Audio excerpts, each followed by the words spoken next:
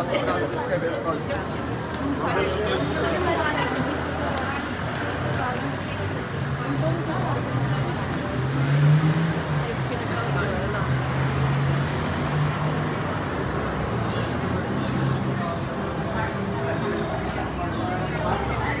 یکی از خیابونای شلوغ و زنده و مهم شهر پورتو هستیم، خیابون سانتا کاترینا که همونطور که میبینیم پر فروشگاه، مغازه و لااقل شما یه سری آثار هم هست و یه فضای خیلی باحال، کافه‌های خیلی معروف و مثلا این مانتو بولگاریا پاست دونات ها داره که پاست دونات ها چیه؟ یه شیرینی معروف پرتغال هستش که الان بهتون نشون میدم.